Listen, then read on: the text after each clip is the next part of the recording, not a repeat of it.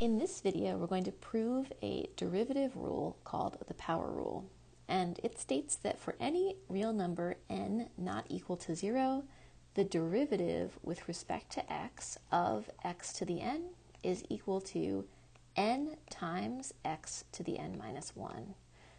So for example, if we wanted to find the derivative with respect to x of x to the third, we would bring the exponent down and it's multiplied by x to the 3 minus 1.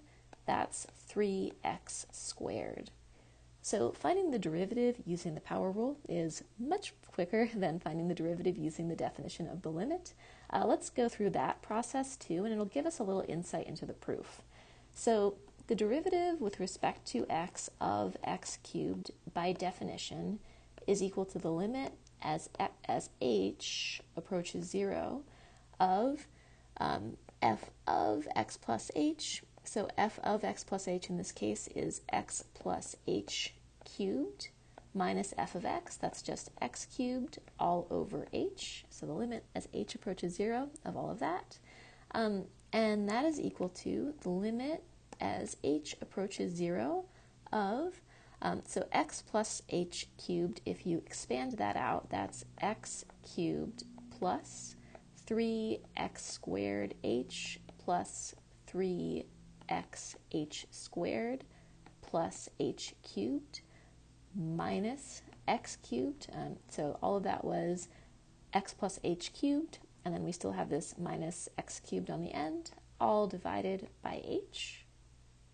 And now we can simplify a little bit because we've got an x cubed and a minus x cubed that cancel out. So let's keep writing that limit. This is the limit as h goes to 0 of 3x squared h plus 3x h squared plus h cubed divided by h. Now we see that all terms have h's in them, so we could take the limit as h goes to 0 of, factoring it out, an h times 3x squared plus 3x, there's one h remaining, plus h squared, there's one h remaining there in that term, all divided by h. Now because we've got an h factored out of the top, we can cancel it with the h in the denominator, and this is the limit as h goes to 0 of 3x squared plus 3xh plus h squared. Now that's just a polynomial, so we can plug h in. Well, it's not exactly a polynomial, but it's in terms, yes it is.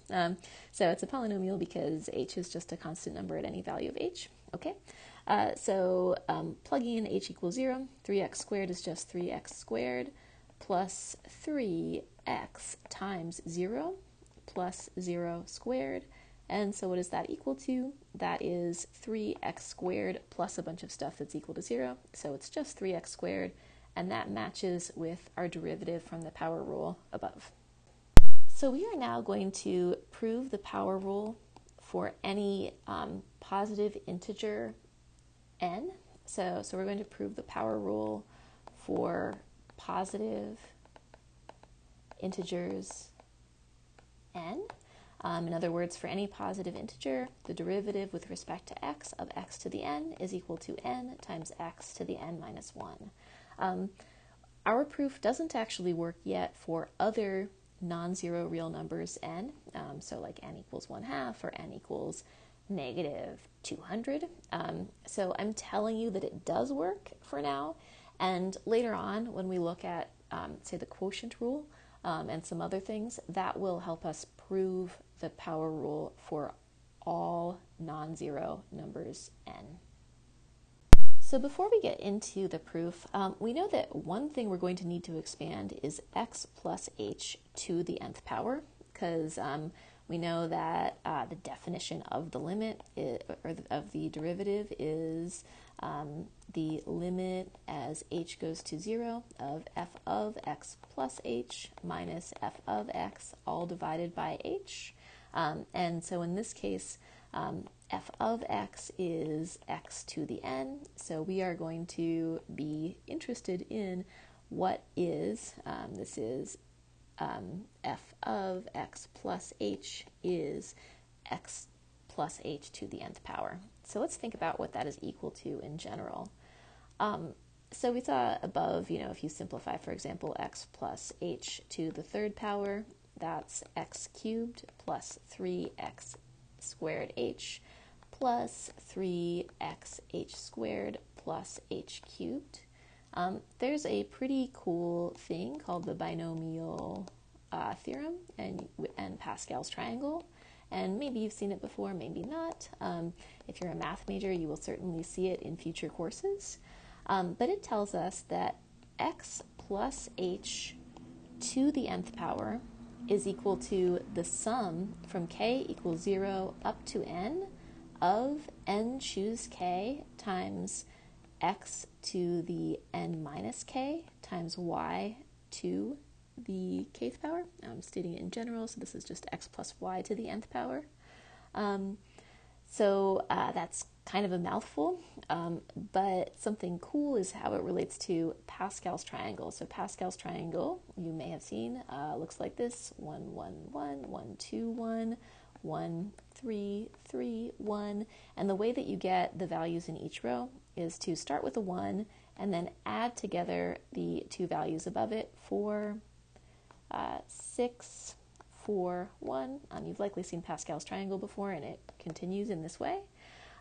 So basically, the coefficients n choose k are these values. So right here, we see that these coefficients, this is really a 1 and this is really a 1, these match with the values of Pascal's triangle. So 1, 3, 3, 1 are the coefficients that go in front of the terms in the expansion of x plus h to the third power. And similarly, if we were looking at x plus y to the fourth power, that's x to the fourth plus next value in Pascal's triangle, 4x to the third y plus 6x squared y squared plus 4 xy cubed plus 1 y cubed. So that would be what you would get if you expanded out x plus y to the fourth power. So this expansion works for any positive integer n. So x plus y, or x plus h to the nth power is going to be equal to, the first coefficient is always 1, so x to the nth power plus the next coefficient, it's whatever it is in that row of Pascal's triangle. We're just going to call it n choose 1 because that's what the constant is equal to, times x to the n minus 1 h plus, then it would be our next term, n choose 2, x to the n minus 2 times h squared plus blah, blah, blah, plus the second to last term is n choose n minus 2 times x to the n choose n minus 1 times x to the 1 times h to the n minus 1. And our last term is always going to be a coefficient of 1, so plus 1 times just h to the n. So that's quite messy, or a little messy at least, but the really important thing about it is that all the terms except for the first one have an h in them. So remember how canceling h's out was what made most derivatives work in the end? So almost all the terms have an h in them except for the first one, and that first x to the n is going to cancel out when we do f of x plus h minus f of x. So now we're ready to find the derivative with respect to x of x to the n for any positive integer x. This is the limit as h approaches 0 of f of x plus h, that's x plus h to the nth power, minus f of x, that's just x to the n, divided by h. And so that is equal to the limit as h goes to 0 of x to the n plus some number, n choose 1 times x to the n minus 1 times h plus dot dot dot plus h to the n. So that's all just abbreviated expansion of x plus h to the nth power minus x to the n, all divided by h. So now, as I mentioned, we can cancel out. We've got an x to the n and an x to the n. Everything else in there has an h in it. So what remains is the limit as h goes to 0 of n choose 1 times x to the n minus 1 times h plus n choose 2 times x to the n minus 2 times h squared plus blah, blah, blah. H to the nth power is the last term in the numerator, all divided by h. I guess let's notice one more thing in Pascal's triangle before we move on. The second term in every row of Pascal's triangle will always be the power to which we're raising the function. So this n choose 1 is in fact n. So this is equal to the limit as h goes to 0. We can factor an h out of the top. N choose 1 is n. N choose 1 is also the number of ways to select one object from n objects where order does not matter and repetition is not allowed. So if you're thinking about having n objects in front of you, how many ways can you select exactly one of them? Well, I can select the first one, the second one, all the way up to the nth one. There are n different ways to select one object from n objects. So Pascal's triangle really is quite fascinating. It connects algebra to combinatorics in a beautiful way. But that's all I'll say about it for now in terms of just doing this proof. So n choose 1 is n. So n times x to the n minus 1, we factored an h out, plus n choose 2, the number of ways to select two objects from n objects, times x to the n minus 2. We've gotten rid of one of the h's, we factored it out, but we still have an h remaining, plus dot, dot, dot, plus h to the n minus 1. We've factored one of the h's out, but there's still n minus 1 of them remaining, all divided by h. Now, as we did for many of those little derivatives, we can cancel an h from the top and the bottom because it is in every term. And so we've got the limit as h goes to 0 of n times x to the n minus 1 plus some stuff, n choose 2, x to the n minus 2 times h plus a bunch of other stuff that's all multiplied by h, right? And we're talking about this as h is approaching 0. So h approaches 0.